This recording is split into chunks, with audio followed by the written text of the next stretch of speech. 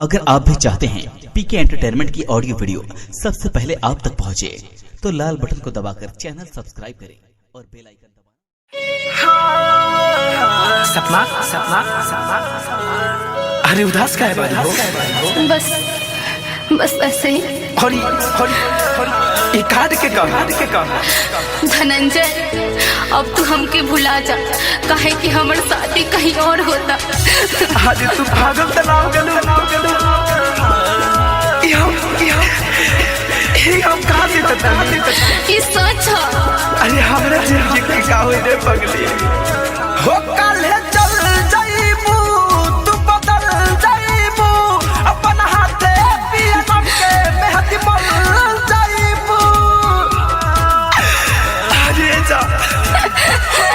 काले चल जाईबू तू बदल जाईबू अपन हाथे पिया के मेहदी मल जाईबू दिल धड़क गइल फरक तोहरा बोलिया में कल तर जाइबे हम तम जाई सोना ले ले कोई हला से हमर डोलिया में ऐसे मत बोलना। जाइबे हम तम जाई सोना ले ले कोई हला हमर डोलिया में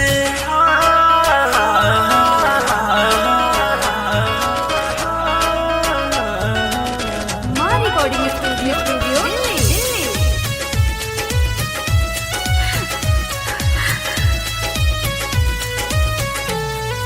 हो चले जाई दिल के हमर दियावा पुता के ले जाई हम पियावा के बगल में सुता के अरे जा घूंघटा तू तनले रहिया डाल के सरिया ऊपर से ओढ़ाई दी हऊ जाने चदरिया छुपाली हो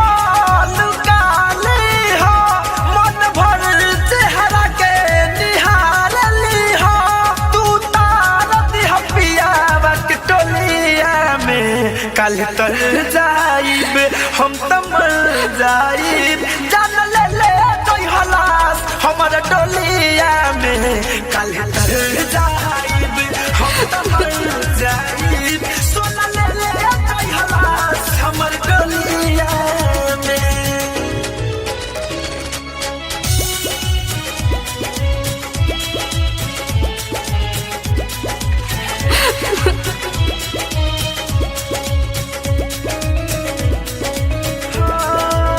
जर जाई तो न हमर बुझल ना मन के